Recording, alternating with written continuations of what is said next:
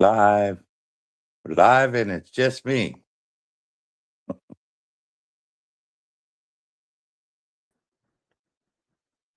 All right, there we go. Okay, that's better than it was. Yeah. All right, so we're starting tonight, Bruce, and this is Bruce Brown, and he's a former police officer, and he's seen pretty much everything. So, Yeah. Bruce, can you introduce yourself? My name is Bruce Brown, former law enforcement officer, patrolman, deputy sheriff, sergeant, sergeant of patrol, detective, chief of narcotics. Wow, man, you got it all. You should be running the station by now. Yeah, I hadn't got hurt busting the old timey meth labs. I'd probably be sheriff now.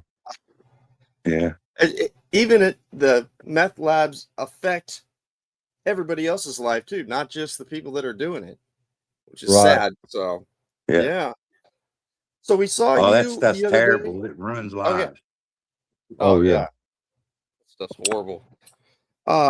We saw you the other day on Daryl and Ron's show, and I was noticing how many encounters you have, and I think you said 22. No, I've got around 29 to 30 at that time, and I've got picked up 3 more encounters since then. Wow. Wow. Since then, because you were what, last week on Daryl's show? Yeah. Hmm. Oh wow. Damn. Yeah, no, so you've really have seen him. And you said you're Tennessee? Tennessee. Yep.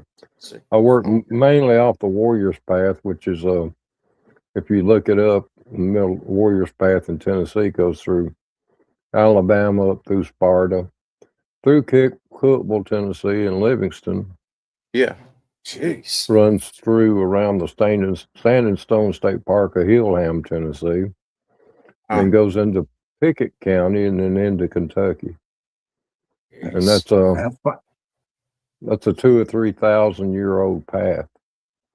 Dang. That thing's ancient. Yeah. Yeah. I've got several pictures of ancient fireplace pits and caves with lithographs drawn on the walls. Does the Appalachians run through that area too? Oh yeah, yeah. I'm at the right there. I'm at the Cumberland at the foothills of the Appalachian Mountains, and then I do investigations in the Appalachian Mountains too. Yeah, they talk about how old the Appalachian Mountains are, the trails, and how it's evolved, and that thing's it's full of mysteries. Yeah, all formed by glaciers. Right, and you get around the Sparta Cookville area. Excuse me, I got a head cold. I had to swim a. Don't even worry about it. We're pretty casual here, so yeah, we're getting it out. I had a dogman encounter just a few days in Standing Stone State Park. Wow.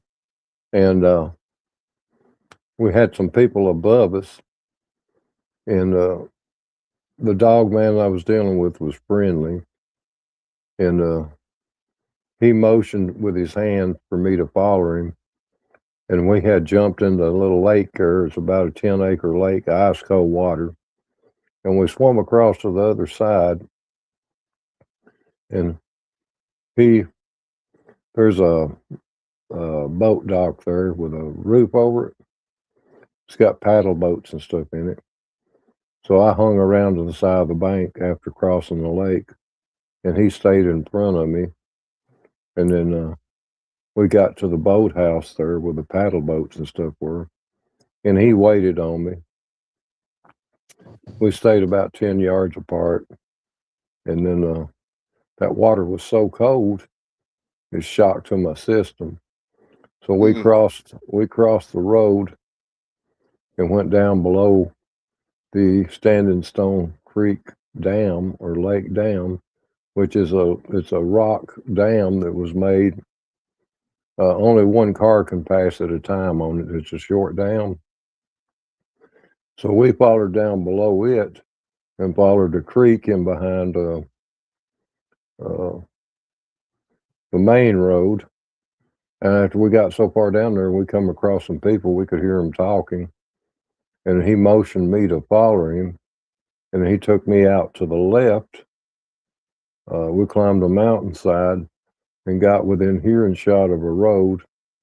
And he held his hand to his chest and motioned me to go towards that road. And I could hear a car coming. And I was froze. I mean, the water had to be 40-something degrees. And he motioned me to go to the road. And just a minute or two, I heard a vehicle coming. So I crossed the field, 150 acres through a pine thicket and crossed a little field to the main road. And I got picked up by a person there on the road called Baptist Ridge Road. Oh, cool. And then I was able to get a ride back to where my car was on the other side of Standing Stone State Park on the Livingston Highway. Wow. And then I ended up with a head cold, and that was my last encounter just a few days ago. But So were you anytime you ever go out, scared you- when you was around him? No, what You had didn't feel happened? no fear? Oh no, what had happened is when we were coming down the lane in a trail in the Standing Stone Park, there was some people above us that we didn't know, and we heard them talking. And then he went towards the lake part. It's about a 10-acre lake.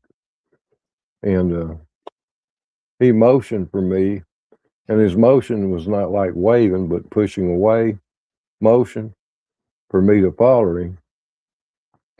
He jumped in the water and a big splash, and the people up on the hill heard the splash and said, "What was that?" And then I eased down in the water and was swimming across. And they had those little, I call Walmart headlamps wearing on their head. Yeah. And I hollered back and told them I was just me. I throwed a log in the water, which I did throw a log in the water because that's what I hung on to swim across the lake with him. He stayed out about 10 yards in front of me. And then when we got to the bank, right at the bank, instead of getting out of the water, we followed the bank around, and the spots were deep to where I could hang the tree leaves. But he swam on all fours and stayed a distance. Then we got down to a little dock that housed paddle boats. And he got up on that dock beside of it. And then I got there. When I got up on the dock, then he stayed about 15 to 16 feet from me. And I guess he was under the impression that me and him were being chased by humans. So he took me down below the dam, had me to follow him, and just sort of like a mind speak, but I knew what he was wanting. So we get down below the dam, and it's like I said, it's just it's a bridge made out of rock, and it's only one car can pass on it at a time. So if you meet a car, you got to back up. When we went down below the spillway, and there's a clean area down in there that people go, and we could hear people talking. So he motioned to go to the left, and we went straight up a mountainside and then followed and got above them. And then when we got to a huge pine thicket, I was out of breath, so I leaned up against a tree. He squatted like an Asian person would squat. He just squatted. He didn't completely sit down. And then when we got closer to the top of the hill, he took his hand and put over his heart and then motioned without pointing. And then just a minute, I heard a car coming down the road, so there was a road there. And then when I started to the road, he went back down to the hill and cut to the left and crossed over a little branch and then went back to the right. And so I was froze. the water temperature was extremely cold, and he showed me back to the road. Heard the car coming. I walked across through a pine thicket out into open field, and it wound up being a road that I knew was called Baptist Ridge Road. So a gentleman, a little younger than me, picked me up in a truck, and then he carried me back around through Standing Stone, back over on the other side of Standing Stone to Livingston, Tennessee Highway, and then was able to carry me to my car. And I cut the heat on in the car to get warmed up. I was soaking wet, and by the time I got home, I had warmed up, but my clothes were still wet. And then I ended up coming down with a head and congestion in my chest. It could have So been I a lot think, worse, maybe. oh yeah, I mean, Better that than pneumonia or anything. Now that's right, something and else. I would have been scared out of my britches if I had a dog man boasting or Yeah. follow me. well, Exactly.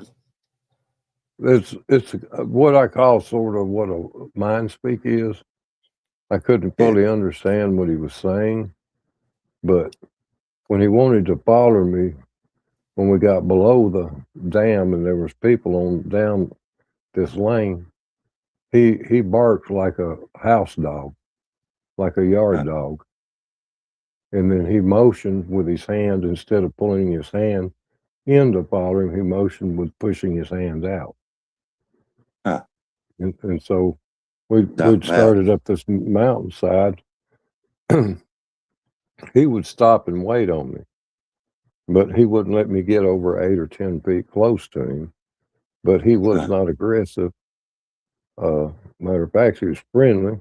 And the only conclusion I'd come to is that he thought these people were chasing me and him, and he wanted to get out. And he was Yeah. protecting me at the same time. Well, He that's brought something else. he brought me back out to a road, which right under the hill, I couldn't see the road, but I could hear the vehicles. Then he put his hand over his heart and then moved his hand out like that.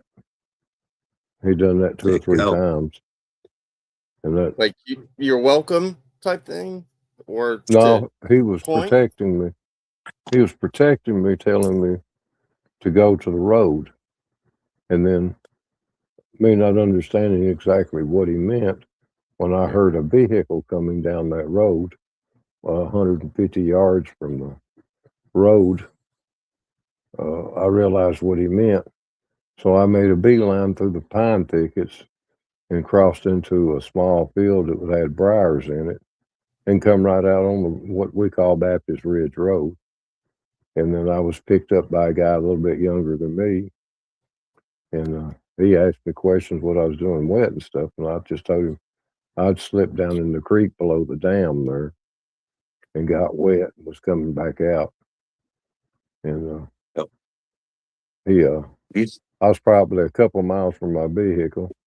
When we get up in the country like that, there's some good old boys. They don't, they're good people. So he gave me a ride back to my car. And That's I good. thanked him, tried to pay him, and he wouldn't accept any money. But I got in my car, got it warmed up, and cut the heat on full blast.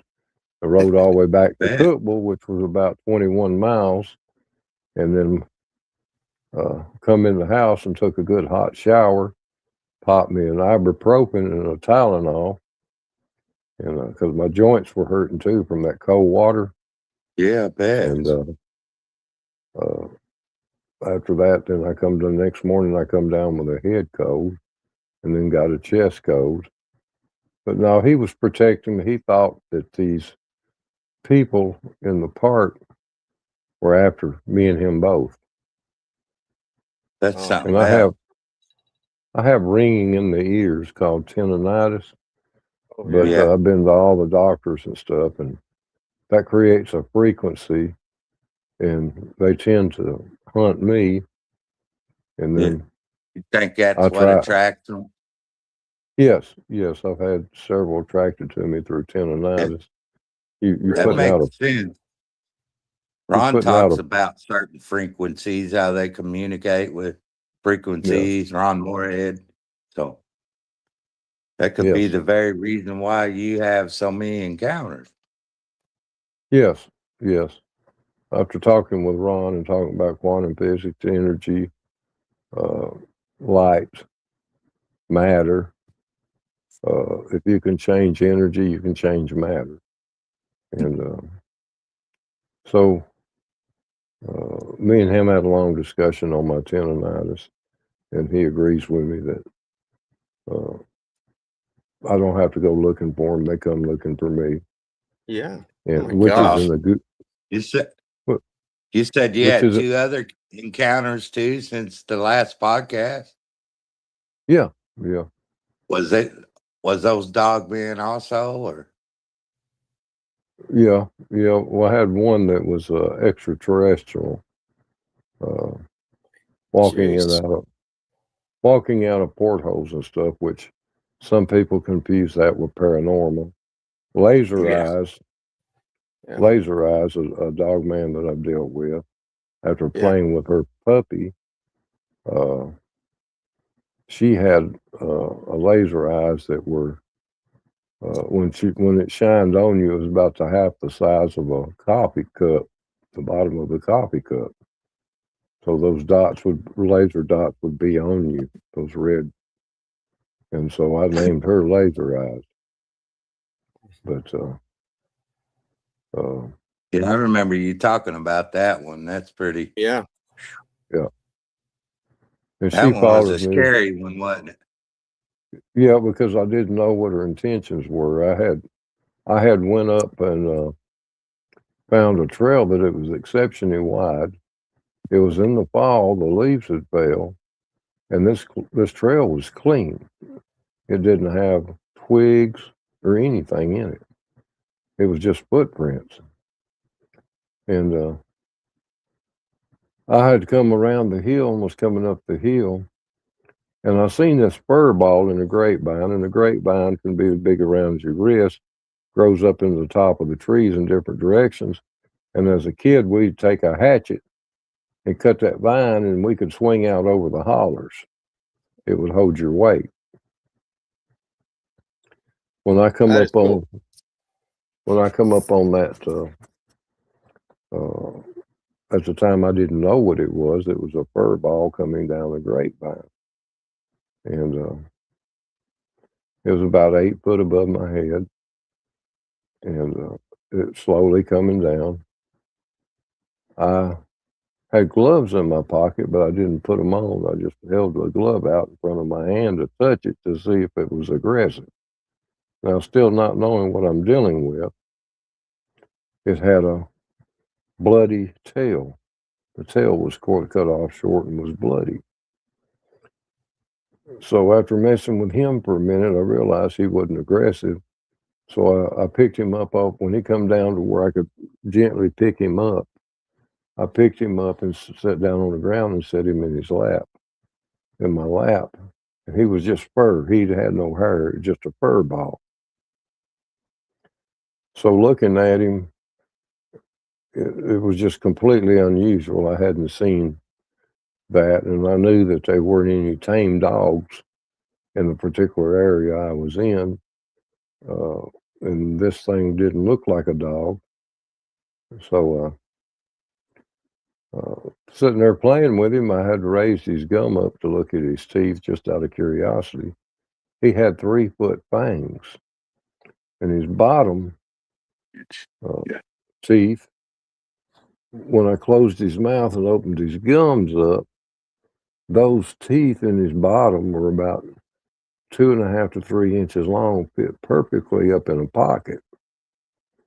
So examining his mouth, he had a pink and black color in his mouth, blotchy. So when I raised the top ones up, they sat outside the gum, and they were probably 3 to 3.5 inches. So this thing didn't weigh but about 15 pounds. It was just a fur ball, no hair, just fur, just a fur ball. Dog So man I picked pup. Dogman pup. Yep. Later found out. Yep. So I raised the fur back on his eyes to see what color eyes he was, and it had clear looking marbles in his eyes. There were no pupils, no blood veins, no white around the eyes. He had a black purple around the eyes, back where in the sockets.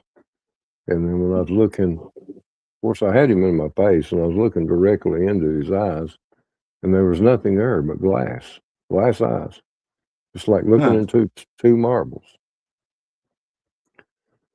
So I petted him there a few minutes and checking his tail out, and the tail wasn't cut. It looked like he'd been in an accident or got it bitten off. And I set him down on the ground out of my lap, and his front legs had huge paws, and they looked like human hands with claws. When I set him down on the path, from his hand to his elbow touched the ground, and that's how he walked. Now the back feet were normal, but exceptionally big. The pad was big.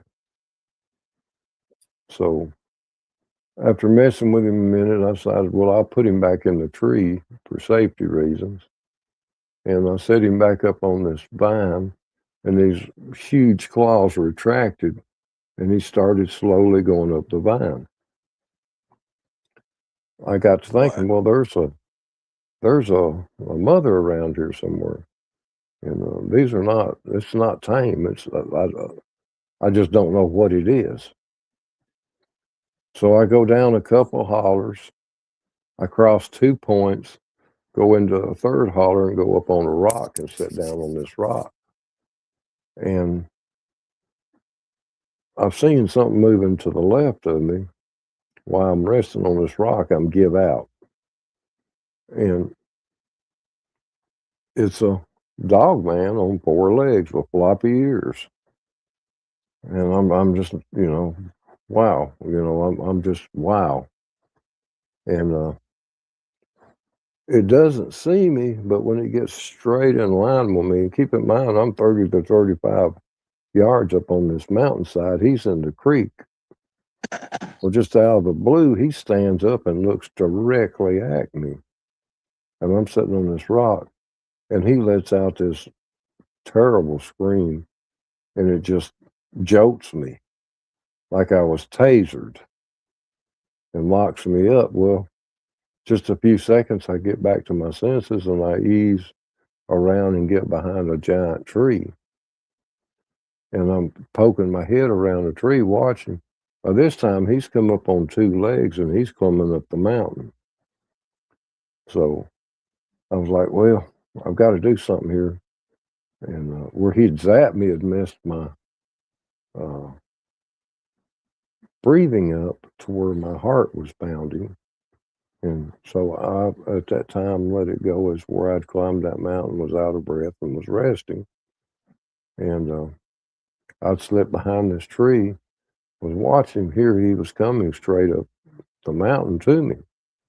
So now I've got to make a move. When I made a move, I turned and looked him directly in the eyes, and it's an electrical shock went through my body, and I locked up. My knuckles locked up, elbows locked up, my knees locked up. I was dazed. Yeah. And so Sounds like infrasound. exactly, I was shocked. I call it shocked. People call it zap, but I was shocked. Yeah. And so in just a minute it wore off, but he kept coming. So I made the decision. My heart's beating. I'm out of breath. I went a long ways. And people that hunt with me call me Billy Goat because I hunt steep mountain terrains. And monster mountains of me a mile to the top of the mountain straight up. So I decided I'm going to go straight up. I've got, go straight up. I went straight up and I hit an old logging road that was growed up from 75 or 80 years ago. And I get up there. And I get to the top of the hill. When I get to the top of the hill, I know there's a hayfield up there because my car or vehicle is parked at the other end of this hayfield. So I make sure I get in the center of this hayfield. I'm wearing BDU forestry pants, and I unzip my first pocket and reach in and unzip my second pocket and pull my pistol out. Now I'm shooting a 22 automatic 11-shot pistol, more or less a snake killer. Yeah. And I don't know. I get in the center of this hayfield, and I've got 5 to 10 acres all the way around me. I think it's a 50-acre hayfield, and I know he's going to have to come out in the open if he's going to come after me. But anyway, right before I make it out off of the trail, I cross this 4-foot fence into an ATV trail at the top of the mountain. It's clear. I can see a long ways. So as I walk a few steps, I'm looking behind me to make sure he's not following me. Well, he comes up to this fence. This fence is a 4-foot wide woven wire fence with 2 strands of barbed wire a foot apart. He steps over this fence like me and you would step over a car or something in the floor. All right. Now, he's not on 2 legs. He does this on 4 legs. So he's right around 6 to 6.5 feet at the shoulder. And he just walks right across the fence. Damn. So he's back behind me a good 30 yards. I can see him perfectly. So I pull my pistol out and I shoot in the air, and it doesn't faze him. He keeps coming. So I get in the hayfield, get center of the hayfield, and then as I go across the hayfield, I can see my car a good football and a half foot length to my car. And I know he's going to have to cross this field if he's coming after me, but he never comes out in the field. So I get to my car, and I never lock my car, and I keep my keys. I keep a beach towel in my front seat to keep the seat from getting dirty. And under that beach towel is my keys on my right side of my thigh. So when I sit down in the car, I reach under my right side of the thigh, went to put the key in the ignition, something hits the side of my car. When I look up, there's this massive, massive human hand, but it's not human. It looks like it's human, but it's not. And it covers a good sized dinner plate on my front windshield. Well, the other paw was at my driver's window, and it comes down and it knocks my window off and breaks my driver's side view mirror window on the outside of the car.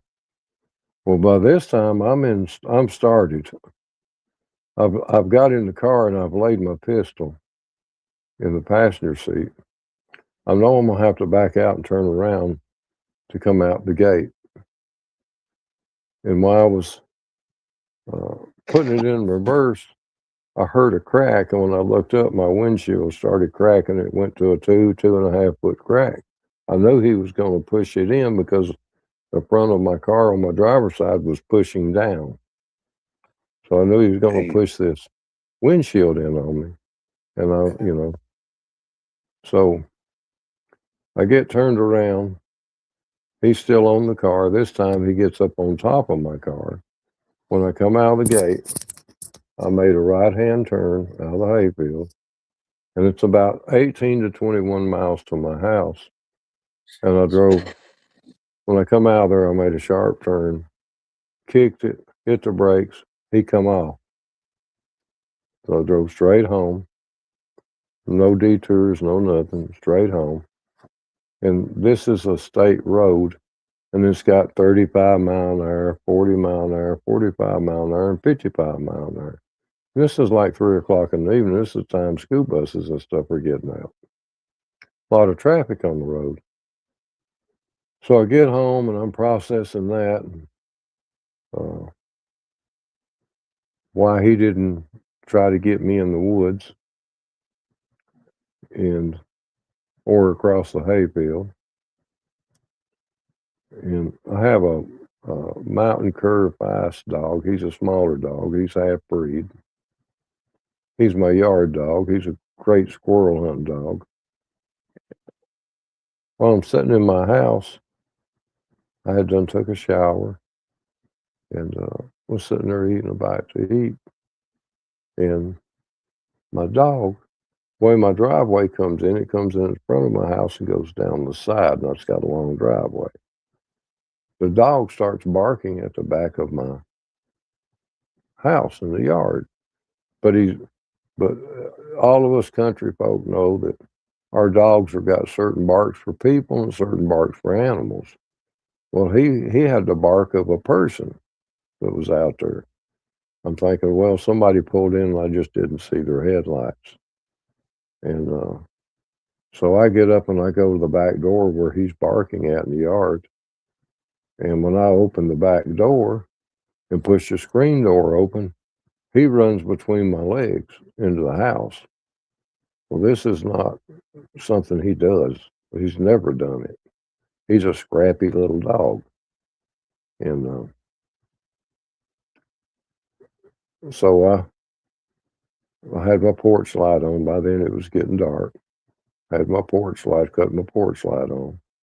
And I still didn't see nothing. So I went and got a brighter light and shined it around and still didn't see nothing. Well, he's not an inside dog. In just a few minutes, he wanted outside. So I said, well, I'm going to put him out the front door.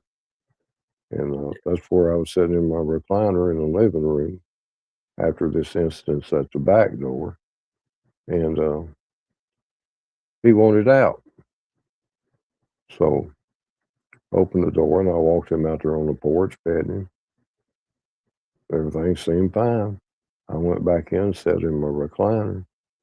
In just a few minutes, he went to screaming like something was killing him.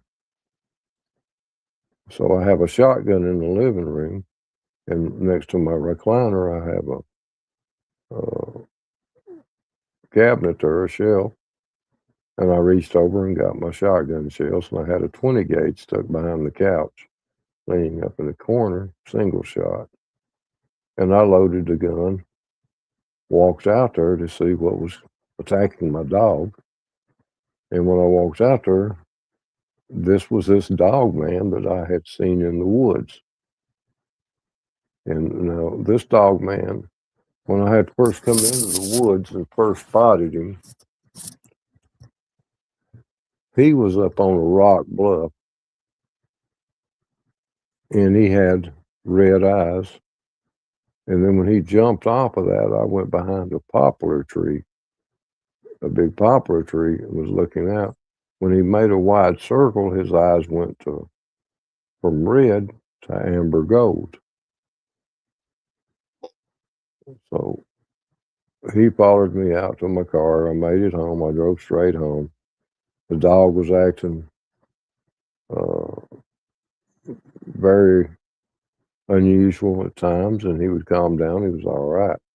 When I put him back out the front door and sat down in my recliner, he just let out a terrible scream like something was killing him. I loaded the gun, walked back out there with my flashlight, cut the porch lights on and the floodlights on the house, and there was a dog man standing in my front yard on his legs, on back legs.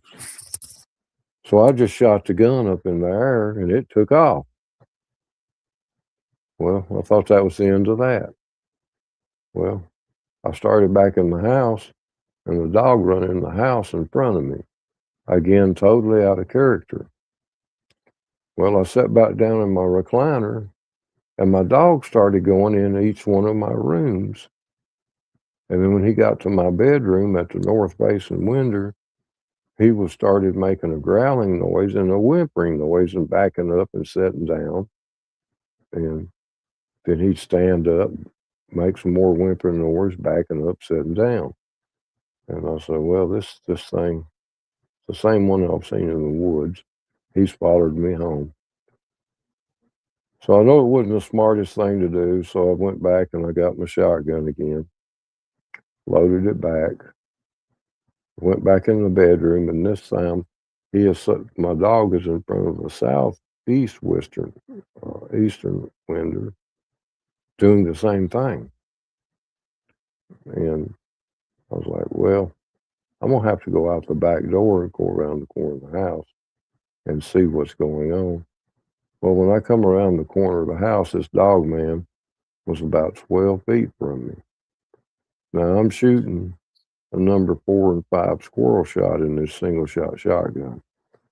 And so when I shine the light on him, his head is about a foot below my gutters, and his front legs, his paws, his hands was on my gutter.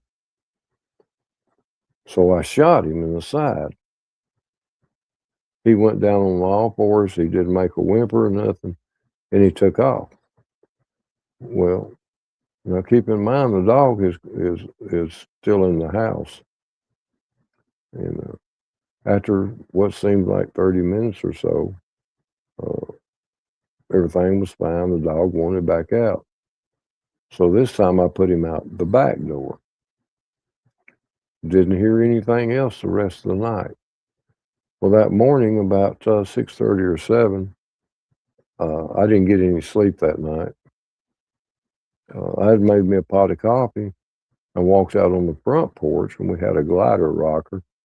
I sat down there and was drinking my coffee, and I heard what was coyote calls, but I knew it was him. He was imitating coyotes, had a deeper voice. So I just got up off the rocker, stepped off the porch, and walked across my garden into these set of woods. There were about 5 or 6 miles of woods there. No one's close. So it's early morning. The sun's coming up from the east, shining west. So I get behind another big tree in the shady spot, and I'm watching, and I see him in a tree. So I go back. I get my high-powered rifle, and I had bought a fresh box of shells a couple of days before that. And so I ease back down there, and I get behind another tree in the shady spot. And then he starts coming down a limb. I started shooting the limb, and then he run, and about 15 to 20 feet from the ground, he jumped, went down so far in the holler and climbed another tree. So I sat there, and my gun was a 243, and I had a Leupold scope on it, and I just started shooting the limbs he was out on, and he come down again and jumped, and this time when he jumped, he run down into a spring branch.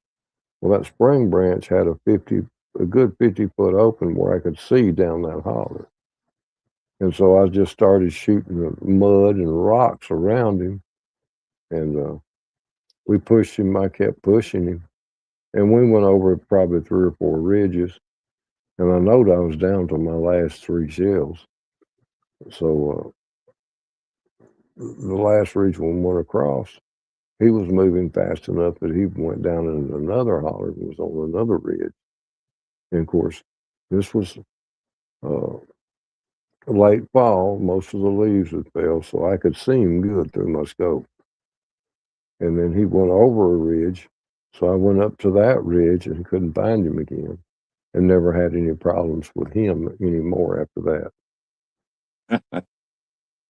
You shot So, enough at him. He said, "I better stay away." yeah, well, you got to run them off. You don't want them at your house, you know. Yeah. No. A lot of people Do ask me you why think did his intention was to get in the house and harm you? Or? No, Yeah. he was curious. Now here's Sure. the strangest part about this. I traveled between 18 to 21 miles an hour, 18 to 21 miles to my house. The first 5 miles when I left that place, it was dirt road. And then turned into a chip and then come out on the main highway. And that main highway was called 111. It's a 70-mile-an-hour highway. And then I turned off of that road going down side roads to my house to get to my house the quickest route. And there was 35, 45, and 55-mile-an-hour speed zone. Keep in mind, I was coming up on buses and had to stop while they unloaded the kids. So when I get home, I'm processing all this, and just right after dark, I think it got dark around between 8 to 8:30. So a little after 9 is when this started happening. Well, after all this happened, the following day, I got thinking, this should be in the newspaper, social media, or something, because I passed several cars, got behind cars, and had to stop the school buses. But this thing had traveled that far without being seen. And I'm like, well, somebody had to see it. Yeah. It had tracked me home. This is broad daylight. I tell you what, So- the speed they can move though is unreal. Right. When Yeah. I seen He- mine, after he left the area I was in, he crossed 300-yard field in the blink of an eye. Just a blink of an eye, boom. He was across it. Well, It in law took me and enforcement, you a few minutes to get across. right, 5 seconds, he is across that field and gone. right. And in law enforcement, we were trained in radar. I was taught radar techniques in classes and certified officers in radars as I was a police officer. And they teach you several different ways to, without using a radio gun, how to determine speed. So between a tree in the woods and another tree, I counted 1001, 1002, and I divided that. Well, this particular dog man had run 38 miles an hour in the wood between two trees. Now that's fast. Yeah. And then That's scary fast. talking to Ron, they had one that was clocked at around 58 mile an hour Yeah. on the That's road. about the same. Yeah. So my next, and that particular one actually busted my windshield and tore down my driver passenger mirror. Yeah. And I had another one that I ultimately named Laser Eyes. I had food with that puppy. It had followed me out. I thought I was hid, and didn't. Well, the whole time I was fooling the puppy, I never seen a dog man in the woods with me that day until after I fooled with the puppy. I had walked the dry creek bed down and went down over 2 points, and I think it was 3 ridges, and the mountains are monstrous there. So I was up a third to halfway up a mountain when this one come up, and he got even with me, and I thought I was hid. Now I'm up on pretty good ways up on the hill. He raises up on 4 legs and looks right at me, and I thought I've hid. Well, he zapped me, and I got behind another tree, and I was coming up to go out of the hill because I got to get out of there. He zapped me again, and I got sick at my stomach and lost my breathing like I was having an allergic reaction. But I knew my breathing was normal, and it just took to me, it seemed like 4 or 5 minutes, but probably a couple minutes at the most. I come out of it, and then I got up into another logging road that was growed up, and I knew my vehicle was at the other end, a mile and a half. So I knew when I got to the top of the hill that there was an old homestead that was fell down, but it was growed up in saplings and briar bushes around it. So I slipped into that old house that had no windows or doors on it. I placed myself in the corner where I could watch the window in the bedroom there and the back door. So I got my gun out and I was ready for him. Birds went back to chirping. Everything went back to normal. After 30 to 45 minutes, I'm good to go. So I head out. When I come around the corner of a house, I hear a commotion in this briar thicket with these small saplings, 12-foot saplings. And there he is. And he's got bright red glowing eyes. And so I eased back into this old growed up haul road, just to the left of where the house was and the old barn that was fell down. And he stayed within 10 yards of me, walking through that while I was on the road. And every time he'd look at me, I could see on my clothes, these were laser dots. And so I got almost to where I thought I could see my car. My car was parked on this logging road off of the main road, and I had to go over a little hill to see my car. And he got real close to me. If I'd had a 3-4 foot stick in my hand, I could have reached out and touched him. No, he made no. Yes, he made no aggressive postures towards me. But when I got there, I stopped and was talking out loud. And he looked at me, and I seen these dots on my clothes. When I looked down, these laser dots were half the size of the bottom of a coffee cup. And so I get to make it to my car. It takes me 30 minutes from there to make it to my car because I'm extra careful. I walk 4 or 5 feet, and I'm talking out loud. This thing, he keeps his distance. So right before I get to my car, he steps out in the old haul road right behind me. So I get in my car, I reach under my towel in my seat, I pull my keys out, start the car and stuff. And then he just makes a run and jumps on top of my car. So when I come out of that haul road, I made a left-hand turn and slammed my brakes on and slung him off. So I took off. Now this is a chipped red clay road, meaning chipped gravel.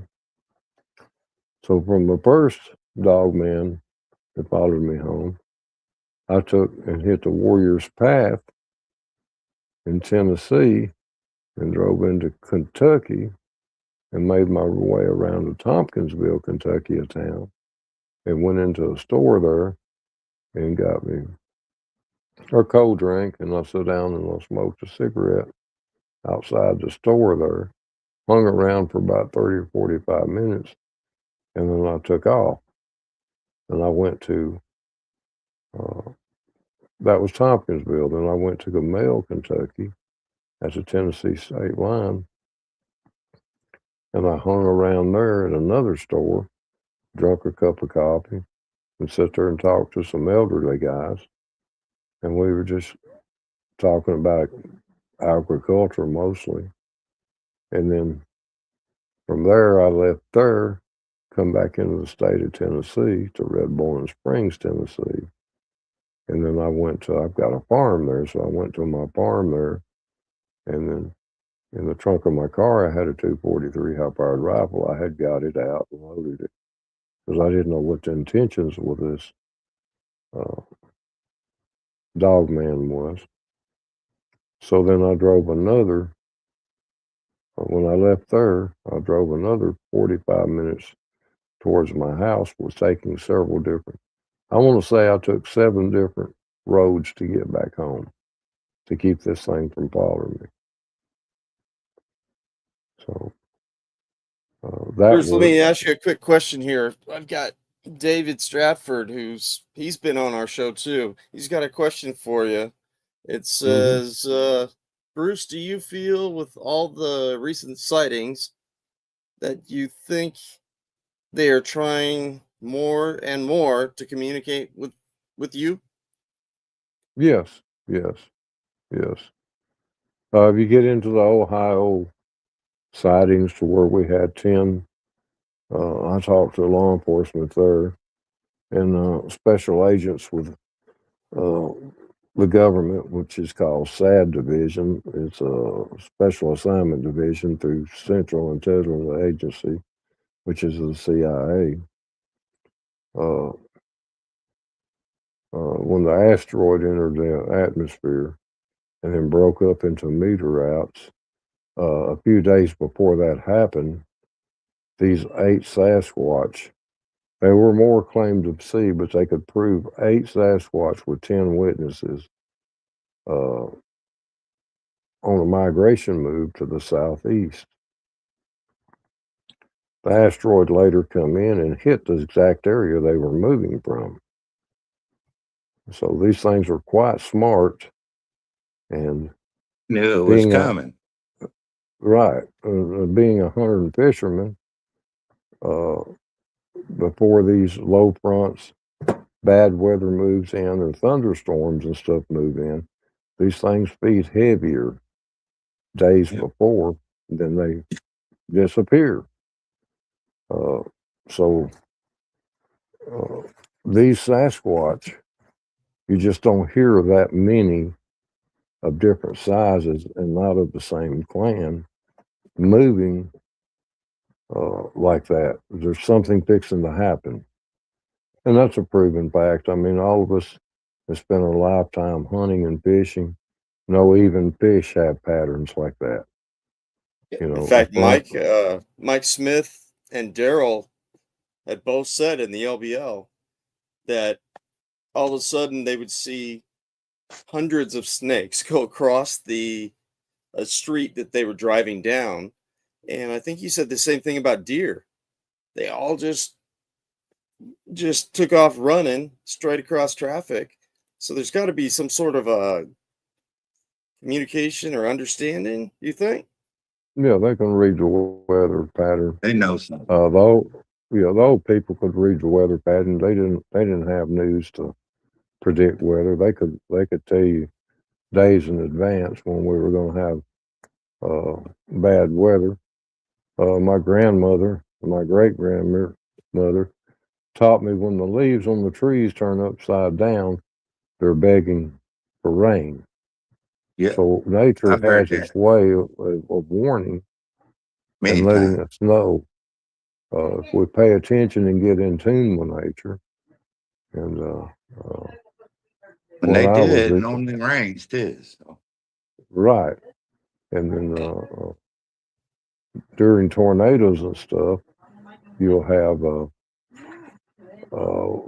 wildlife that move in big bunches.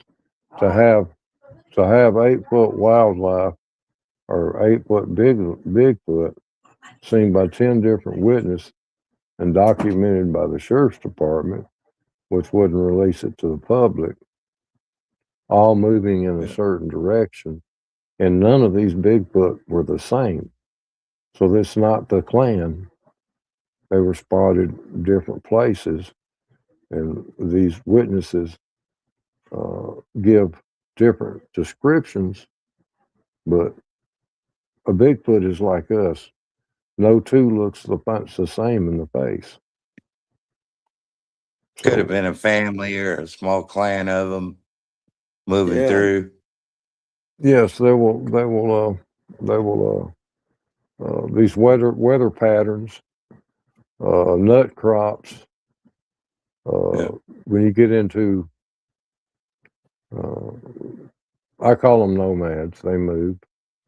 They're on the Yeah. go, if you have a bad, one place I was investigating in Pickett County, Tennessee, off the Warriors Path, we had a nut crop the year before that wasn't good. So they stayed on the river quite a bit, picking up what we call mussels and shells and stuff and eating those, but they migrate to where it's more food. Hmm. They will come back. They will come back on their migrations. We had a heavy nut crop last year.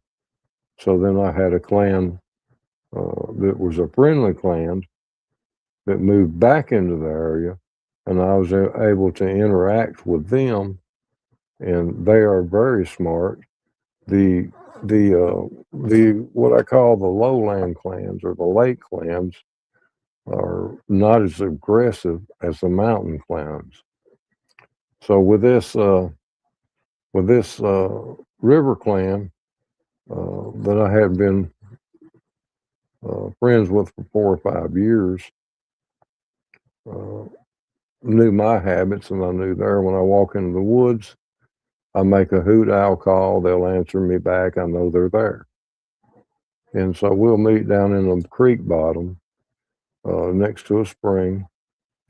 And I've had the females who are the leaders of the pack who will come up and approach me, and I got to be friends, especially good friends with one of the females, and she was the leader of the pack. She keeps the big males and everybody back. And to show their intelligence, I had come down the creek after they answered my calls. They showed themselves. I sat down on the rock, and the female come up, and she sat down on the rock close to 8 to 10 feet from me. And they gibber like a tree frog. And if you ever heard a tree frog at night make those noises, they can mock anything in the woods. So as I'm sitting there, she does know English words, and she would say, "Help, help." I couldn't That's see anything. Yeah. Was that really? And so I couldn't see anything wrong with her. So she would make hand gestures, and one of her hand gestures was she went to her mouth a couple times. And I was like, I don't understand what you're saying. Well, after about that 45-minute encounter sitting there with her, she kept the big males at bay. They wanted to argue. They didn't want her down there close to me. And then she would put them in their place and just really get vocal. And when she got up to leave, they all followed behind her. So I dropped in behind them, and they took me to a cave system. And when I got to the cave system, they had already gone in the cave system. But another voice, I'm assuming was a male, when I got to the cave system, said, "No, no, no." I'm like, okay, maybe I'm not supposed to go in. So I left there and headed home. I had passed a man on Highway 25 in Carthage, Tennessee, selling pecans out of the back of his truck. So I get home, and I'm thinking about this, and I'm like, maybe they were hungry. I don't know. I just didn't have a clue. So the more I thought about it, I just, for some reason, got in my truck. I drove down there to the guy's stand, and I bought 4 big bags of pecans. And I went up there, and it was right at dark when I got to the cave system. They went in, and as I was setting the pecan bags down there, another deep voice said, "Thank you, thank you."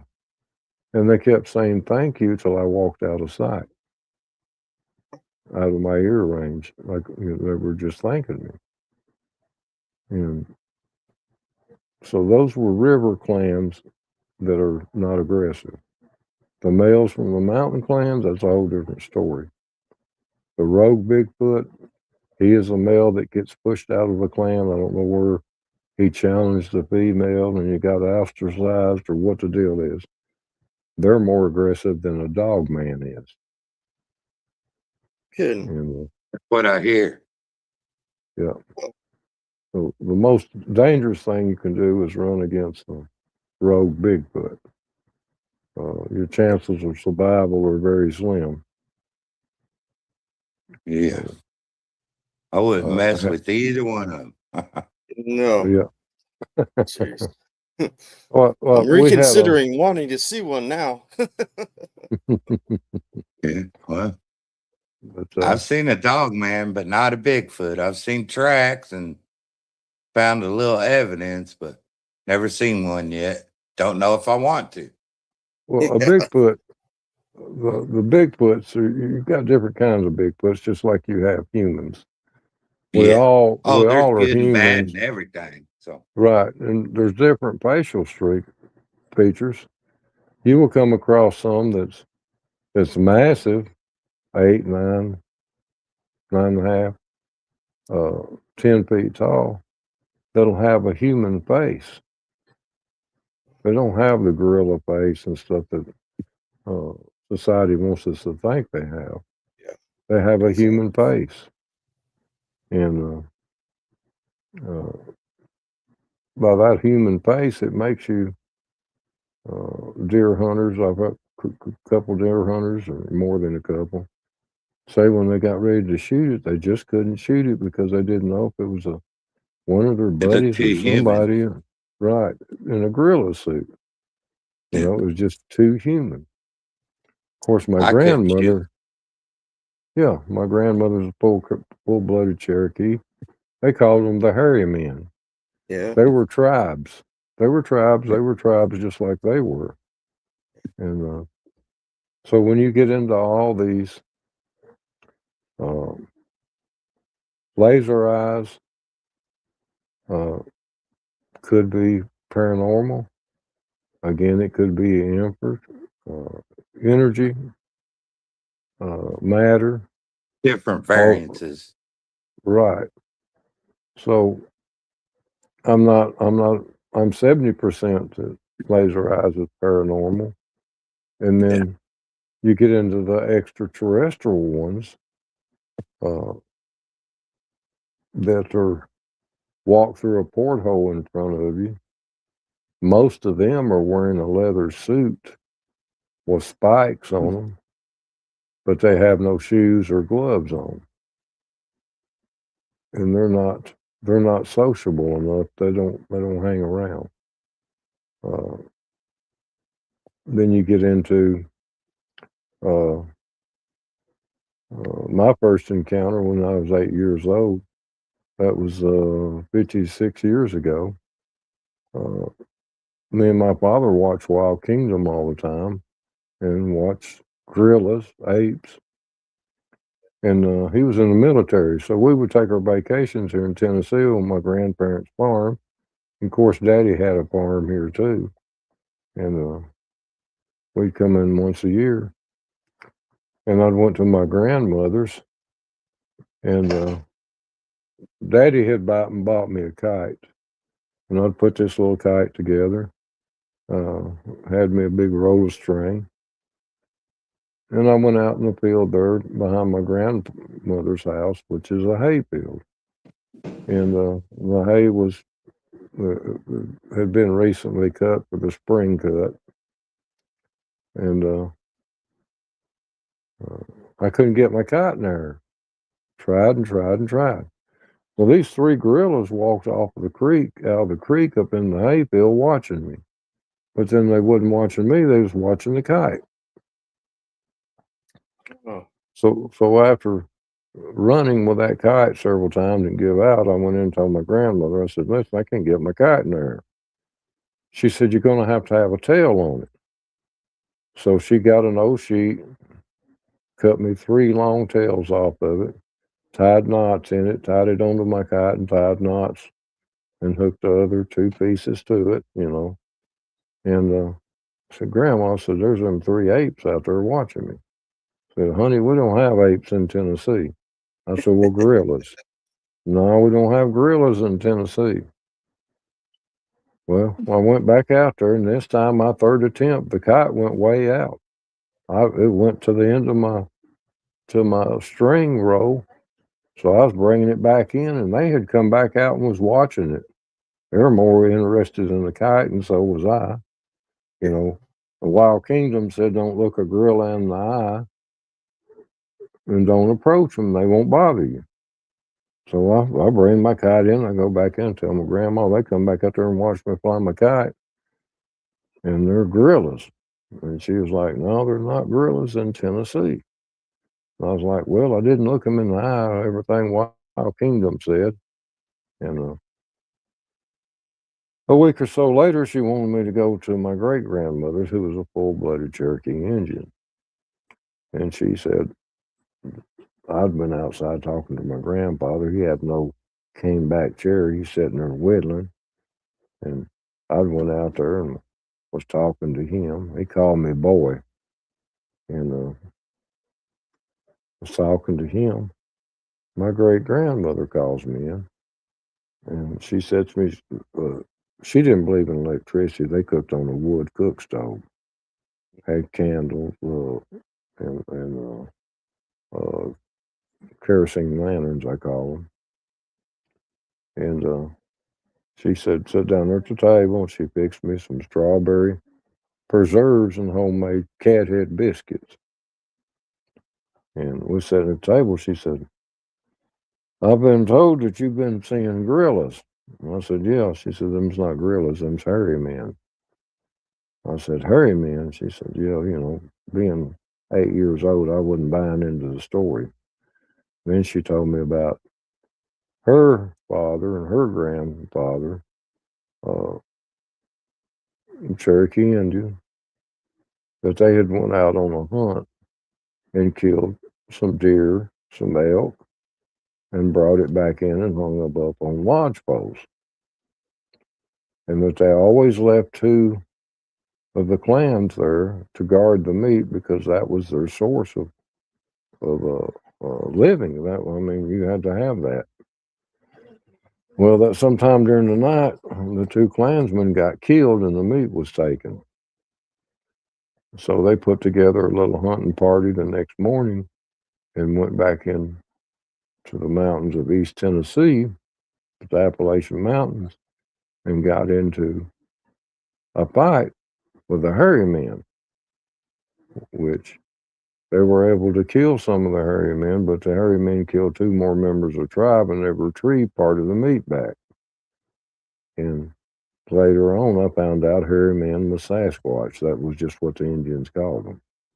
They were just big people covered in hair. And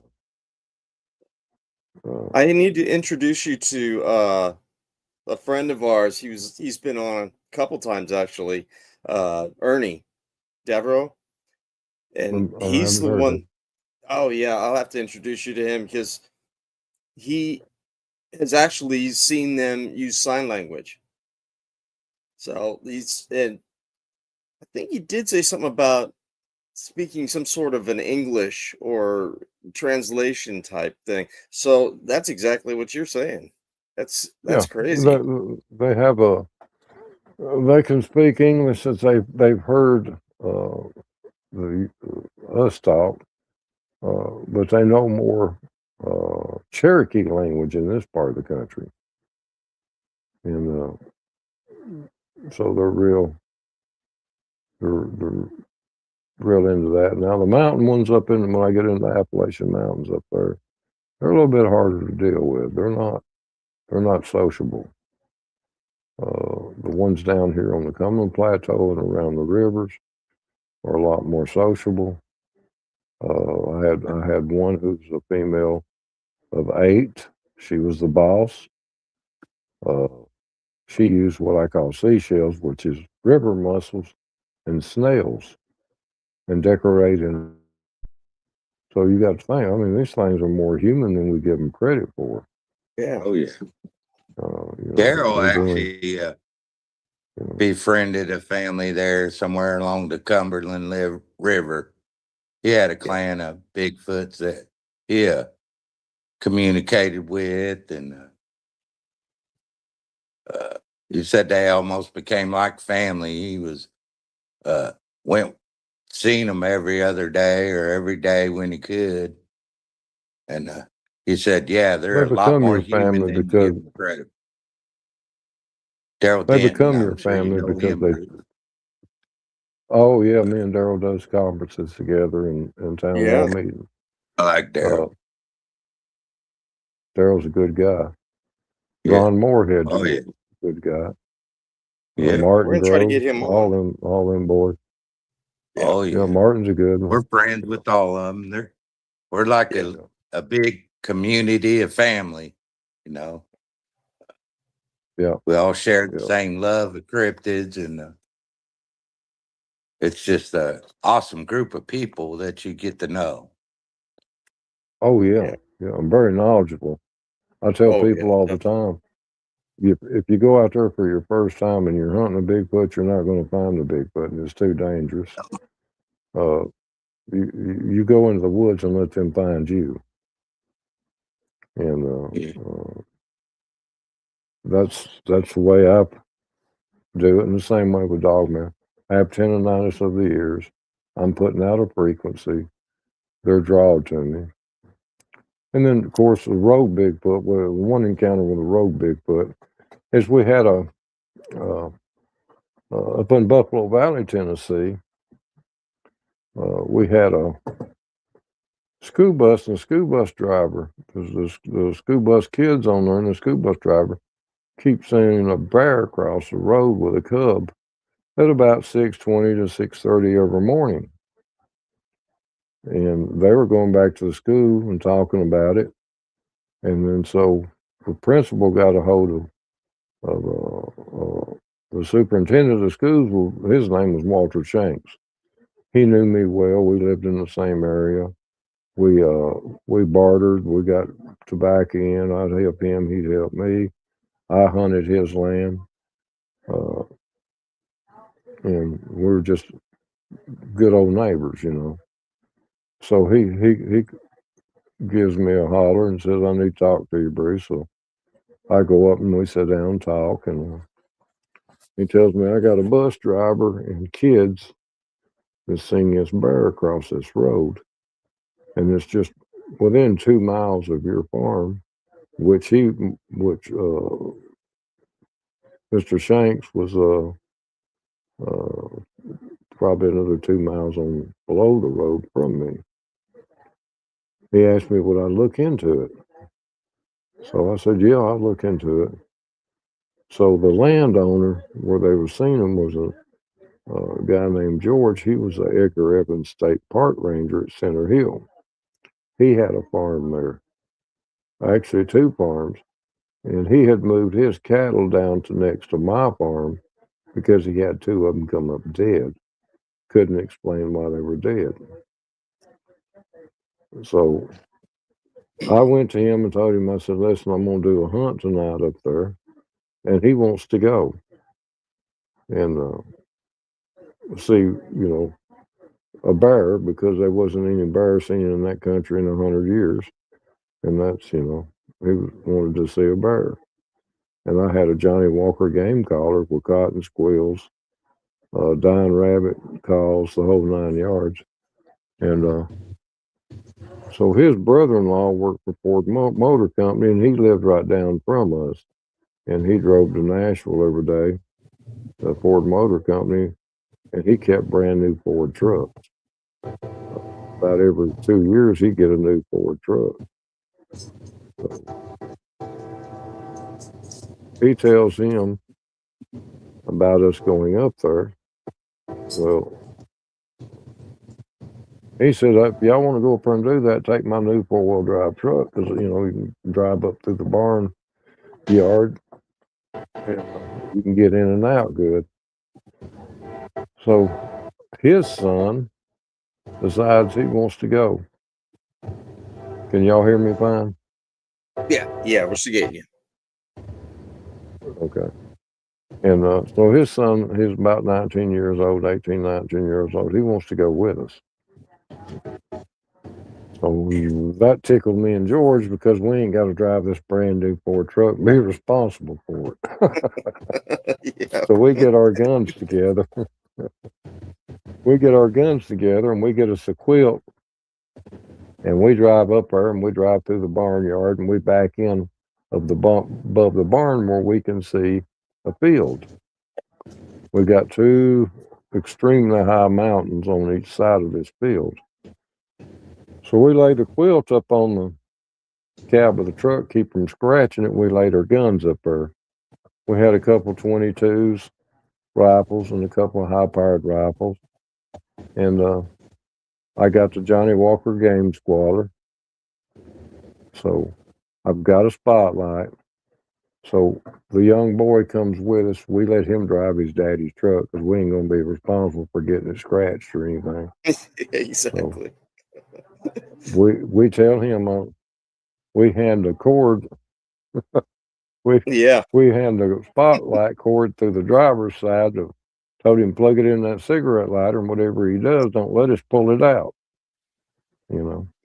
So we cut the game collar on. We're getting a little action right there at the back of the barn. We can, we got enough moonlight. It's in January. It's busting cold. I think it was 17 degrees that night. And I reach over and George has got the light. Reach over and nudge George, and I reached and got the 22 rifle. And there was a couple coyotes there. Well, we can sell coyote fur. And so we were there to call a bear, but we knew we couldn't shoot and kill a bear. All we could do was carry it off. And this, as I'm getting ready to shoot the first coyote, we hear this god-awful scream coming off this hill, off this mountain. We hear tree branches breaking. I mean, it's just horrendous.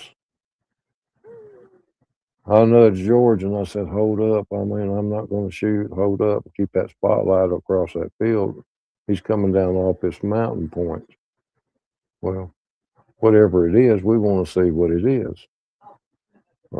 If it's a bear, it's going to be the biggest one we've ever seen in our life or heard.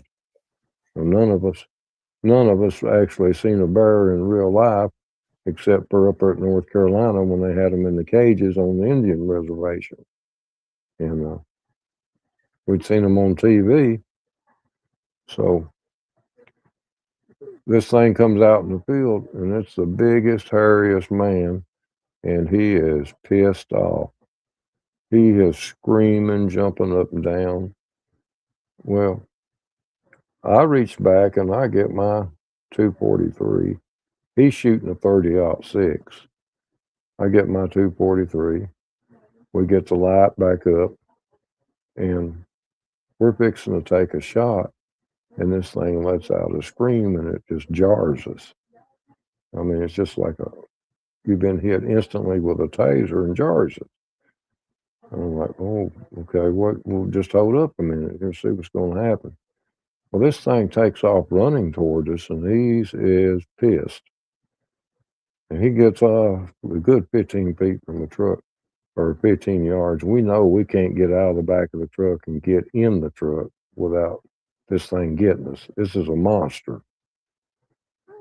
So we raise up again, and we're going to take the shot. We have no other choice. We're going to get killed, or we're going to have to try to kill this thing. Well, just yards behind the truck, this thing stops and lets out this scream, but it's so low bellered it sounds like a 2,000-pound bull, and it just locks our muscles up. We can't pull the trigger. Well, the young boy driving his daddy's truck, unbeknownst to us, is these big side mirrors, and he could see it off our spotlight. Well, he just drives off. We're still locked up. I was going to say, without you guys? Well, we're in the bed of the truck. Oh, you were? Okay. Yeah. We're in the They're bed sliding of the truck. around. He's inside the truck keeping the spotlight. Yeah. keeping the spotlight plugged into the cigarette lighter. Well, he takes off and it throws me and George against the tailgate. We come out of that daze where it zapped us or whatever. I'm going over the tailgate. George catches me, pulls me back in. God. We go through the barn parking lot, come out through the gates, make a left going down the road. We're going, it's a gravel road back then. We're 30 mile an hour. And this thing is screaming and he's running us. So in the bed of the truck, I had an old coon light that hooks on the battery, hooks on your belt, and the lamp goes on your head. So I cut it on and it's shining, and he's gaining. This is a monstrous, hairy man. He's gaining. And so we go around the curve, and what we thought was braided hair was matted hair. And the kid gets up to about 40 or 45 miles an hour. Now we're on a dirt road. This truck is weaving everywhere. We're thinking we're going to crash. And they start spading out. It's still screaming at us, spading out.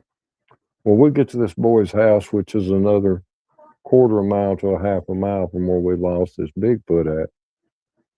And we pull in the driveway.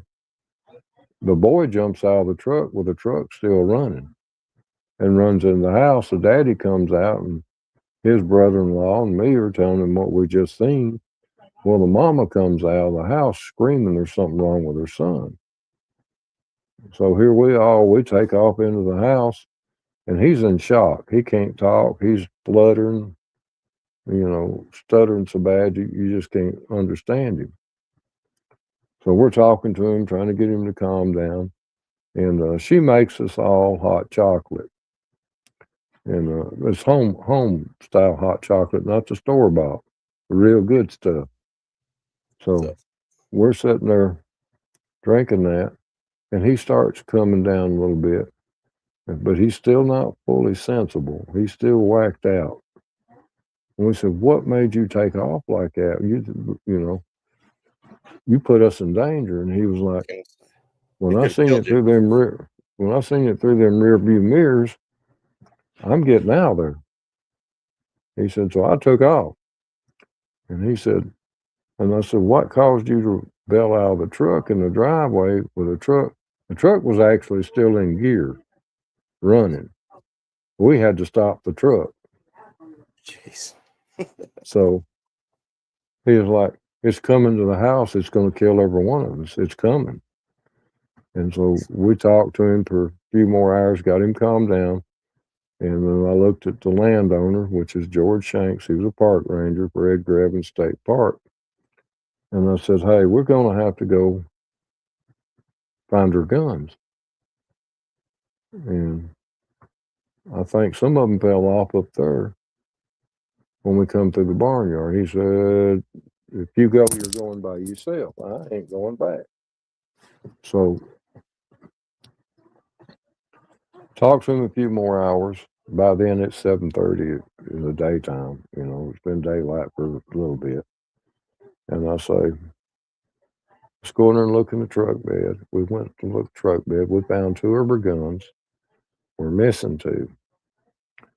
So I talked him into going back up with me. Of course, he's dressed up like Rambo. He's got so many guns and stuff hanging on him. It's not funny. You're going to try to run with all that weight. Right. So we get up there, and we find one of her guns in the road with a busted stock. Just as we come out of the barnyard and turned on this gravel road, the stock busted when it hit the ground. Well, we found the other gun in the barn lot. It's just scratched up, no big deal. Well, we're walking around there and we're looking to make sure we didn't drop anything else. And we find these massive, massive footprints. So I'm wearing a 9.5 or 10 shoe.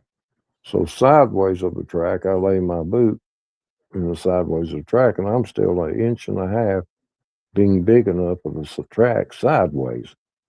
So I put my boot. I put my boot against the heel of this track, and my right boot I put to the toe of my left boot, long ways in the track, and I'm still liking another 1.5 to 2 inches. this is a 21, 22-inch track. Jeez.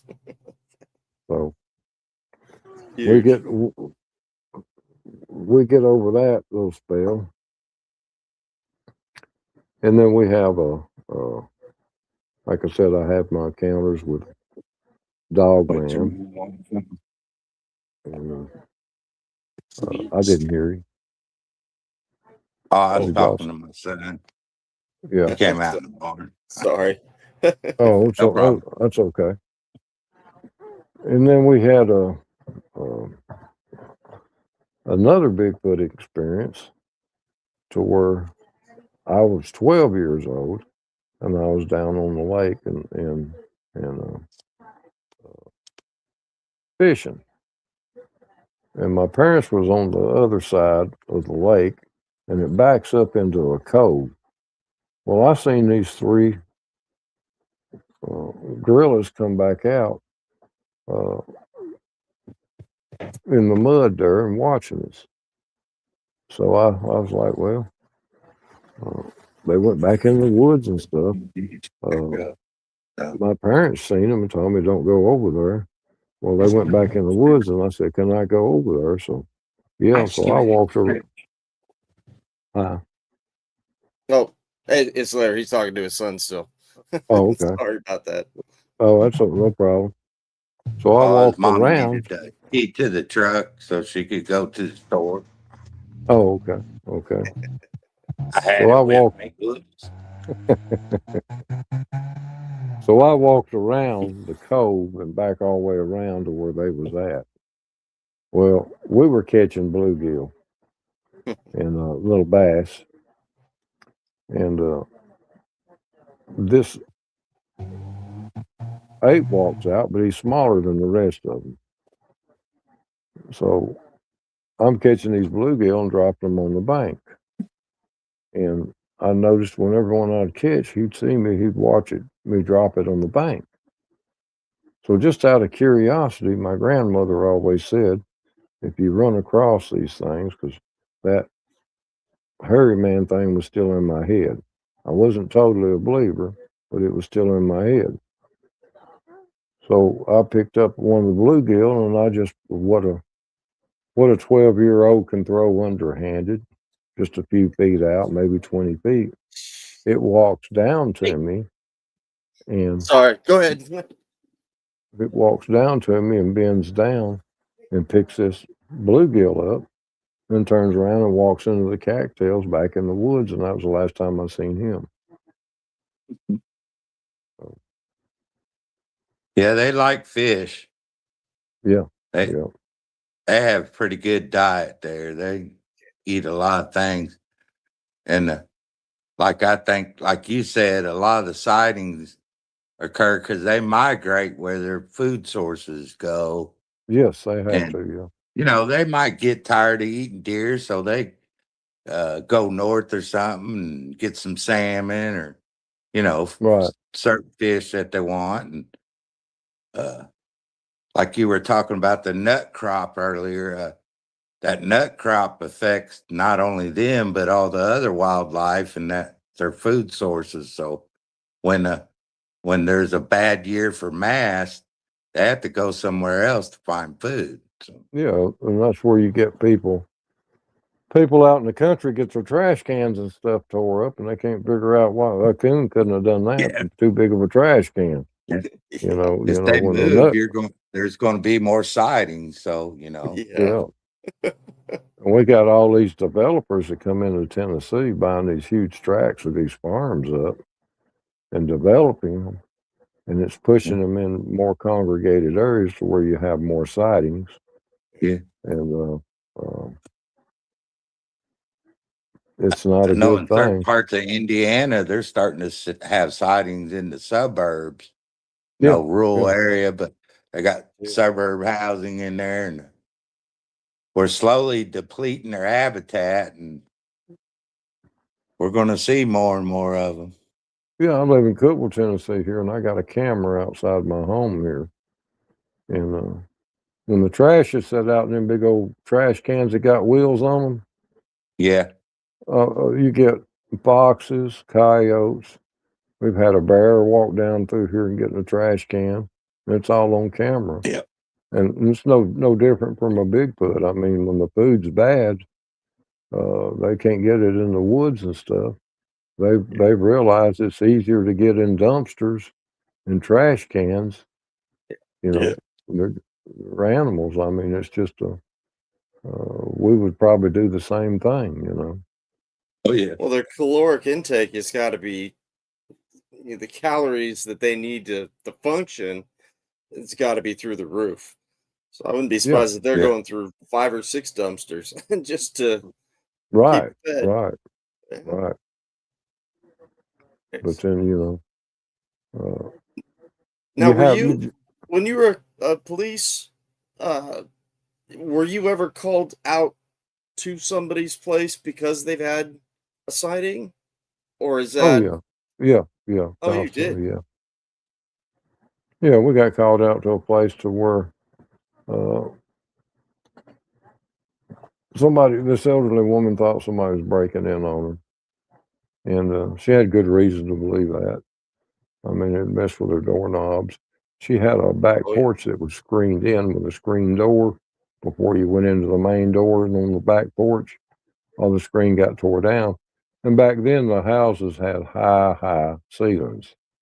Well, in her bathroom was a short window, probably a foot wide and maybe 3 foot long, and they thought there was people just trying to break in on her. And she lived off. You went through her gate, and the house at a quarter of miles back in the woods. There were no close neighbors, so we get those calls, and and it wound up being a Bigfoot, and she had went into the bathroom and was sitting on the commode, and the windows in front of her above the door back years ago. Your vents and your windows were above the doors and stuff. They weren't like the central is now, coming up through the floor. Air flowed. Back then they didn't have central, but they had windows above each door that let air flow through. And then, you're talking about from her back porch up to that window, you're talking about 11 foot tall, and nothing on the back porch for what she calls an ape to stand in. And it was a Bigfoot. He left his impression on the window, and when we got there it was. So you got the big prints. It was 2 days after a heavy rain. The prints were there. We've had them hit with cars and have to go out and work the accident scenes, only to have agents show up and take over the scene. And then I'll give you one in particular. We had one that was hit by a man, and he hit him with a right front fender of his car, and it broke its legs and knocked it through a barbed wire fence. Well, he actually thought he hit somebody. And when we got there was a Bigfoot, and he was laying in a cow pasture, knocked through the fence with his legs. One leg was broke below the knee, and the other one was broke just at the knee or slightly above it. And it was making these weird sounds, and we debated where to put it down or not. Well, then, this is radio traffic going on the radio, so we get a call to hold up and stay at the scene, secure the scene, and these people get there. They're driving a black unmarked Crown Vic like I'm driving, 2 of them, and then they come in a big, long black SUV that is a 4-wheel drive SUV, but it's as long as a hearse. And they show us their Eagle badges, and say, we're taking over the scene from here. So they loaded this thing up on a gurney and strapped it down and put it in the back of this SUV. And the driver that hit the car, they took him, and then a record company we had never seen in this part of Middle Tennessee shows up and gets the car. our incident reports. When we get out there, the scenes, we have to do incident and accident reports. All those come up missing out of the department.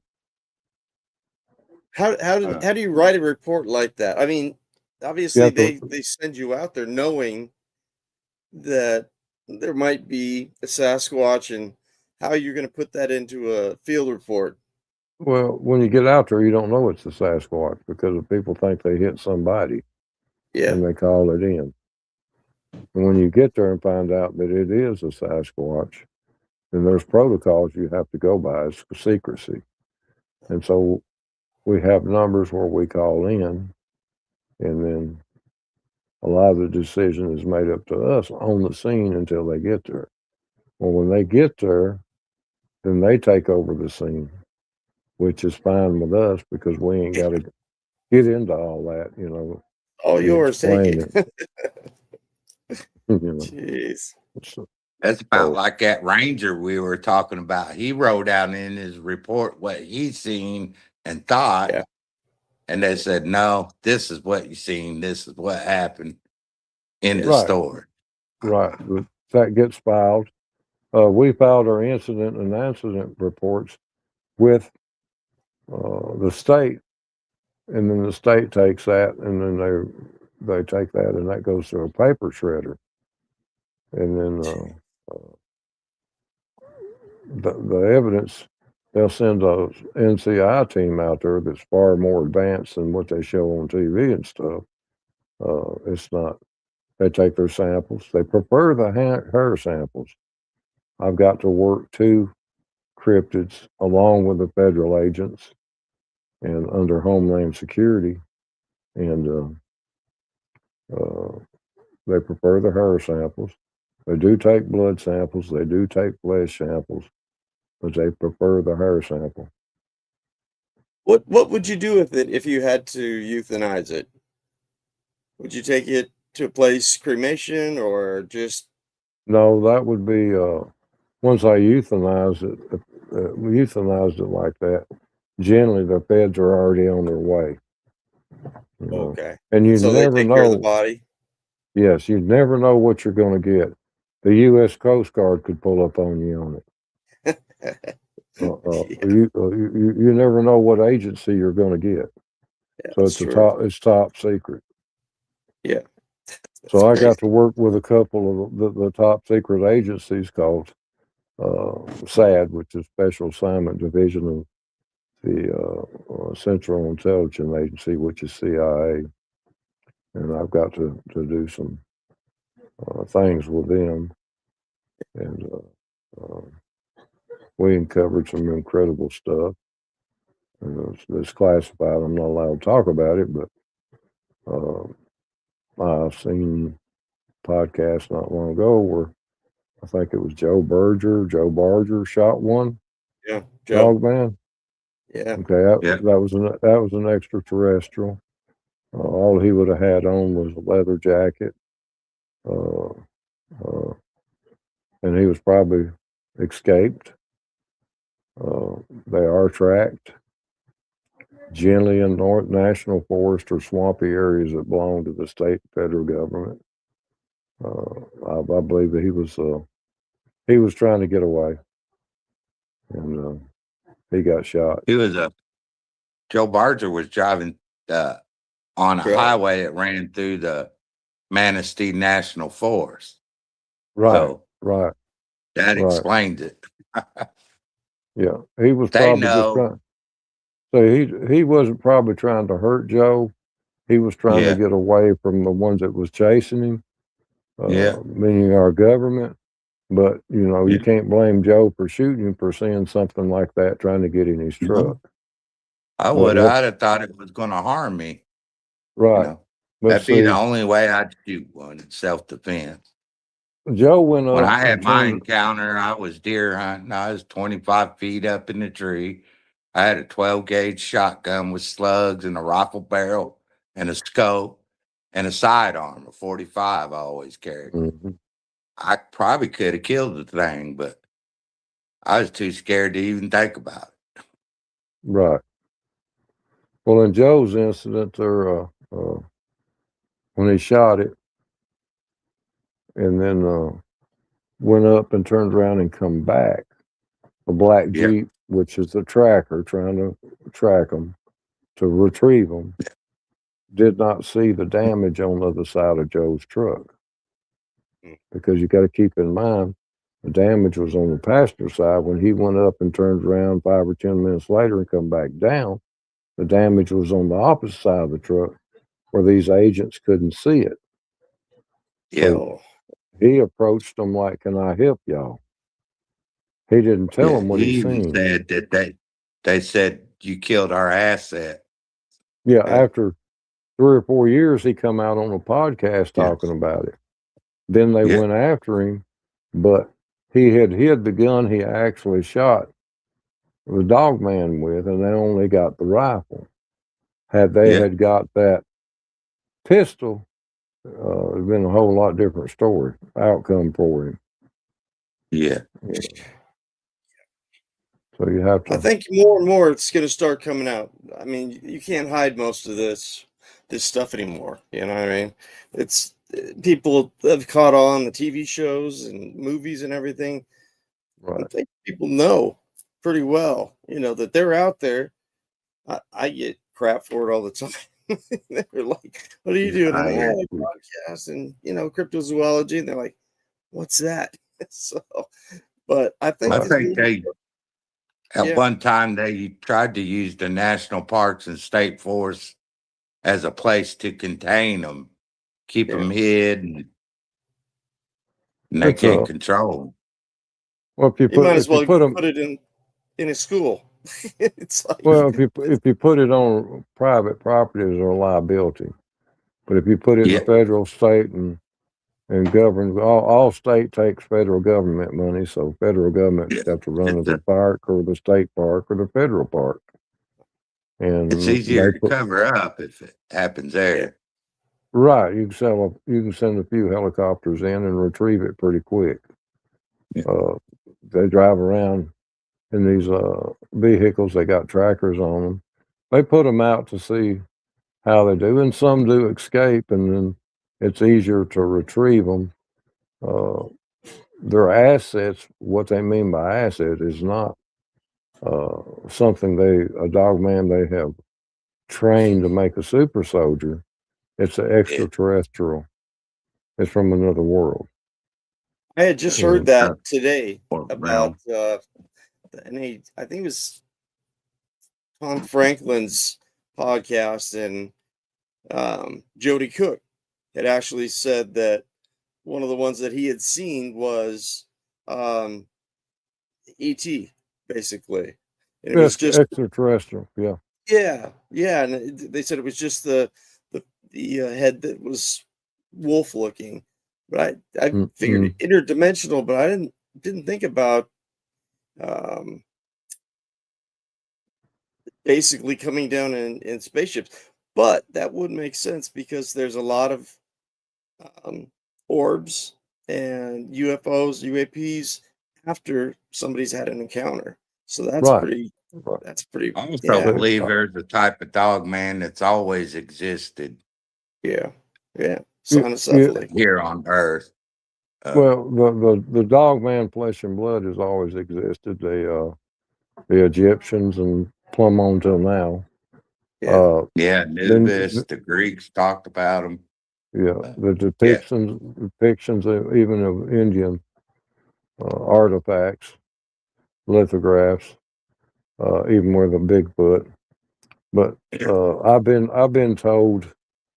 I got to watch how I say it. I've been told by SAD, Special Assignment Division, there's 3 different types. I've only encountered 2. I've encountered the flesh and blood, which nothing really is flesh and blood because we're all made up of energy and matter. Yeah. And then the extraterrestrial, and then the paranormal. But I haven't encountered a paranormal except for laser eyes, and I'm not 70. I'm 70%. He's a paranormal, but I'm not 100% there. Yeah. And that's a big So division in this community. It's it's almost ridiculous. And if you were to try to explain it to somebody, they would just right over their head. They wouldn't know. Right. Right. Jeez. Yeah. Extraterrestrials, logically thinking, the the the government has recovered them in alien space crashes. They're able to do extraordinary things. They track them. These things are just like anything else. They want to get away. They want to go home. Yeah. We're trying to make super soldiers out of them, and we've learned a lot from them. By the way they do, but a lot of times when you come across an extraterrestrial, it's not going to be blood gory and devilish and stuff. But the average person sees one running his vehicle, like Mr. Joe jumps in. At any time, I believe he could have went through the window and killed Mr. Joe. But at the same time, he has a right to shoot because he was scared. He didn't know what he was dealing with. Yeah. Well, and he's at work too, so it's kind of one of those things where it just detour you or whatnot. But he had a heavy load. He was hauling too. Right. So, yeah. And then for them they can go bad real quick. Him to shoot it and go back, and it's not there, but you got a black special ops Jeep there with a woman holding something to believe to be. You would know if it was a cell phone, so it's a box, so it's a tracking device. And then when he talks about it on the podcast, 3 or 4 years later, his truck was raided. They didn't find the gun that killed the asset, they called it, extraterrestrial. They found the rifle. Had they found the pistol, it's probably been a whole different story. Oh, yeah.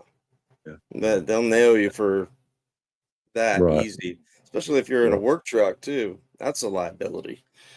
Yeah. Not that you're gonna ever run into a dog man chasing the side of your truck. Right. Yeah. Jeez. David asked a question. It was, do you think they covered up? Is it fear or panic? Or cover? In fear of the panic. Yeah. I don't think they cover up the fear as a panic.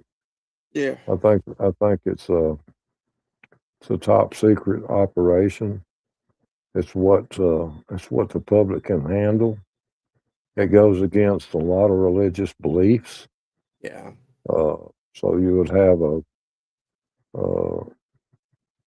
a mess right now. Right. You got to gradually introduce it to the public in a way to not terrify everybody and make them think they're being invaded or the devil's coming after them or stuff like that. These things are the ones I've dealt with have been more, they've been flesh and blood, except for laser eyes. But no aggression whatsoever. Now, I'm not going to say if I don't back one in the corner tomorrow, it won't tear my head off, but it's just, you just got to be vigilant. Just like a rogue Bigfoot, I think there's nomad, and I think dogmen run in packs because you hear so many encounters that in 56 if there's years, one, there's another one around. Yeah, in 56 years, I've only come across 2 different packs of dogmen, and that was 4 that I knew of. The rest of the time, they've been loners. The female dogman I come into was obvious. She had pups, so I know they're interacting. They're mating. We've talked with the guy that's seen a couple, and he said one he seen, it had red eyes, and he said you could tell it's possessed. It's like a demon. He said there ain't no doubt in his mind it would have harmed him. The other Well, one, not so actually, much. that is kind of a thing, and I've heard the red eyes, but that doesn't necessarily mean that it's demonic or something like Yeah, that.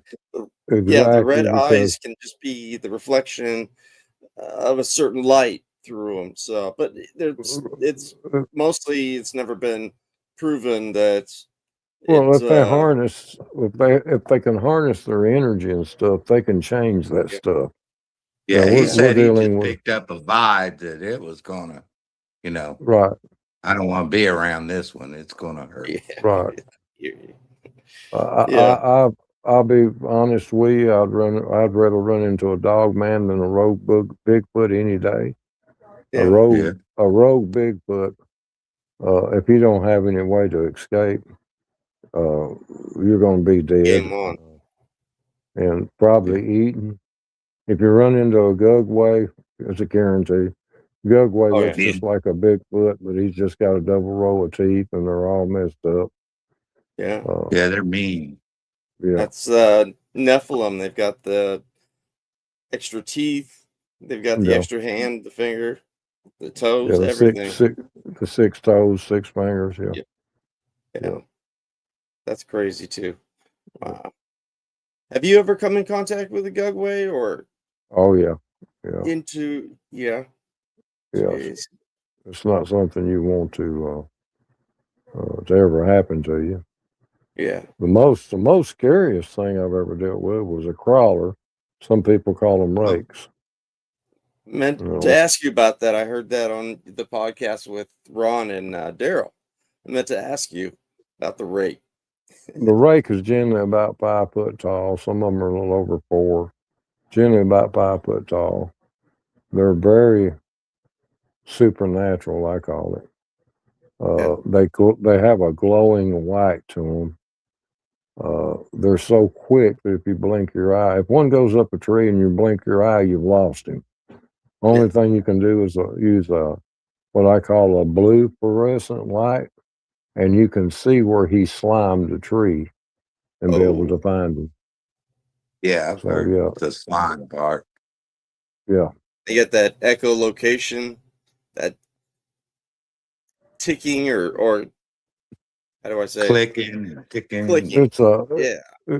when you were kids, they had these little clickers, little Yeah. plastic clickers. That's what he sounds like. He'll sit there and Yeah. click, click, click, click, Yeah. click, click, click. Yeah, That's crazy.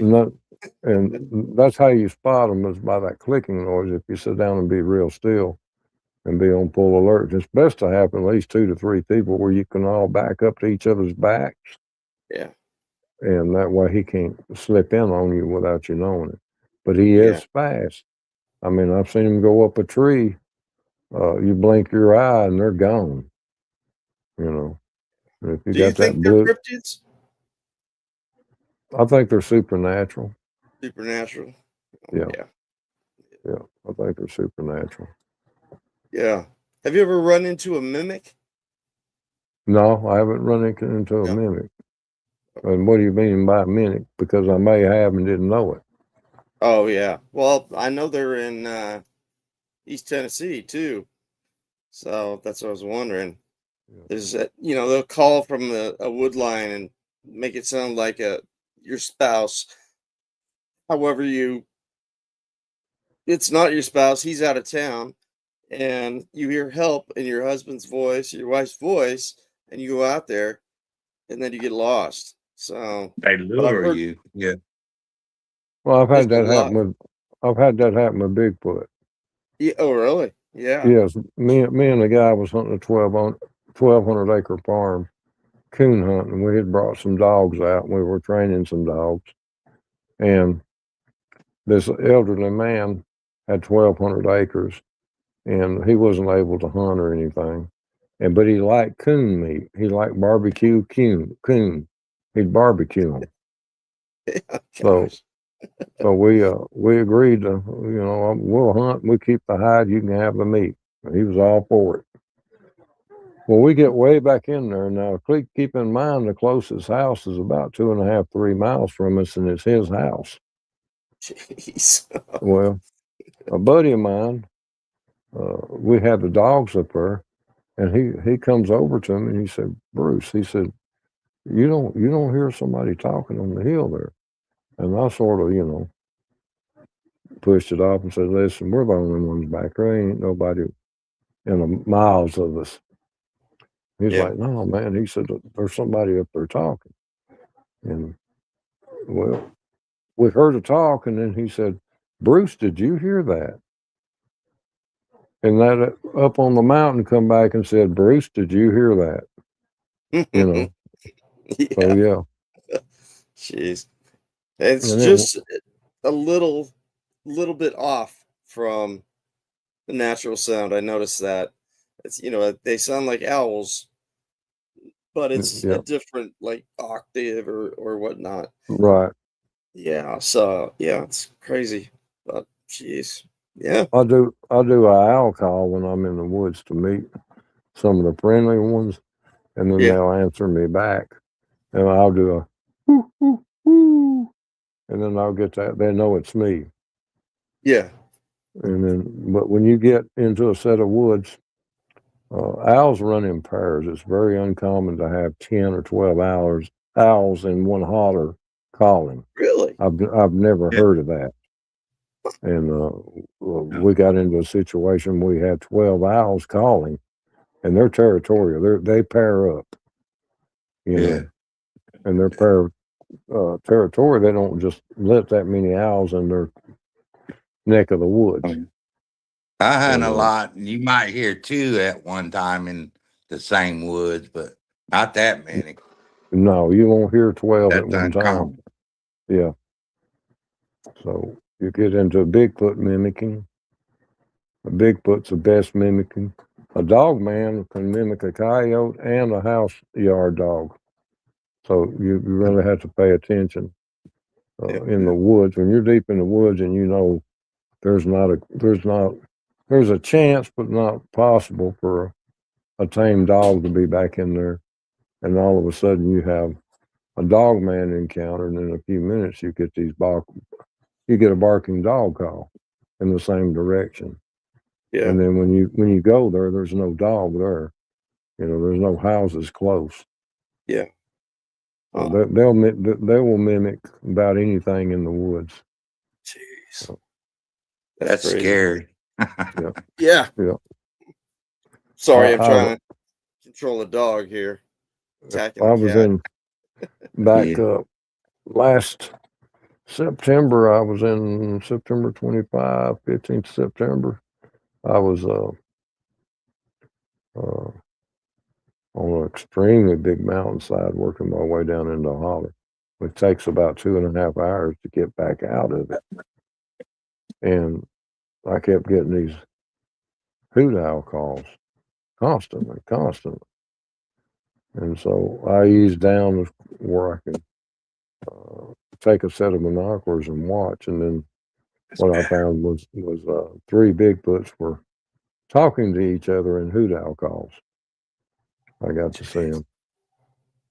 And, Crazy. Well, you've had a lot of sightings and encounters. Well, I'll take one last question here. During owl mating season, we hear 2 calling back and forth to each other. Yeah. Oh, yeah. Does that sound right? Yeah. Yeah, that's common. Yeah. Yeah. Yeah, they'll get real vocal, the males especially. If there's that's a lot of times is how the female is the head of the pack, and if the older male in the bunch and the younger male that's come up to pretty good size to challenge the older male, they'll get real vocal, and generally the female will push the younger male out, and he becomes rogue. He's pissed at everything for a couple of years till he gets settled down. Yeah. Jeez. Well, are you speaking at any conferences coming up?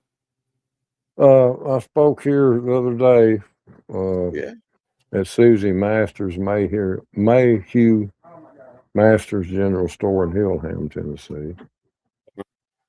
Me and Daryl Denton and so we uh,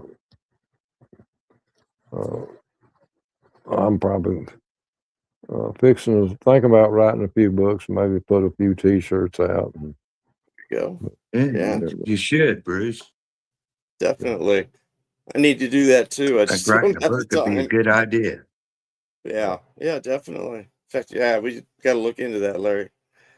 So, well, some of the Yeah. biggest names in the yeah, industry are yeah, wanting me to do it. So I yeah, turned Yeah. down Get I turned down a couple TV shows and stuff, but yeah. TV's rough though. yeah, TV is kind of drags out all day for a 15-minute scene. So, right, yeah. right, So I've written screenplays and stuff like that too, since I'm in California. So, yeah, but yeah, no, it's if you can definitely get on different. something like Monster Quest and it gets Yeah, your right, name out there more, yeah, yeah. you know. Well, uh, I don't know how and why, but my name has took off in the last year or so, and good. most of Oh those yeah, yeah, guys are contacting me anyway. So, Yeah, yeah. uh, good. Yeah. but, Well, Bruce, would you come back sometime again here? oh, love to, love to. Yeah, Awesome. Yeah. Yeah, we'd love to have you We'll have a back. part two because I know you got a lot more to share. Oh yeah, oh yeah. yeah, yeah, yeah. I've And got several. I've that is got awesome. several more We radio shows and podcasts coming up. But yeah, I'll be glad Yeah, to jump back yeah, on with y'all again. And yeah. perfect. uh, That pe- That would be people, awesome. All the right. more people, you Well, do, get your name put it out down. there to, Yeah. Once you you get know, your name, it'll help monetizing, get you some books going, like you said, and some shirts. yeah. yeah. Be good. Only reason why I'm gonna do the book is because I've been asked by 1,500 Yeah, people to do a book. I Yeah. don't plan yeah. on making any money on them. I've got a bunch of Well, people that's wanting me to make Dog Man T-shirts. I Yeah. don't plan yeah, on making any money. It's just to yeah. Yeah, you I really educate don't don't. think people. I don't think any of us are in it for the money, really. Right. We I usually want have to to pay educate. out money to be Yep. podcasts Yeah. and all this stuff. So yeah, Right. it's crazy. You know, we gotta let people know these things exist and they're Yeah. out I there. mean, Not all of them's bad. Don't go run into the woods with the gun and start shooting at right. everything. See, uh, there's a That's lot of them that are good, but there's bad that's like people. You know, they're bad. that's the Yeah. thing that I'm mostly into it for is to tell you, hey, if you have a big foot counter, get a hold of me, tell me what happened, and 9 times out of 10, I can put you within feet of a Bigfoot because they're not all monsters. Yeah. There That's are right. some really good ones. Yeah, Same way with the Dog Man. Dog Man's just trying to stay out of sight, just like a Bigfoot. Of course, you have the rogue ones, but you know, there's a ancient breed of these. They don't mean us any harm because the way they look, people just assume they're monsters and they're not capable. Exactly.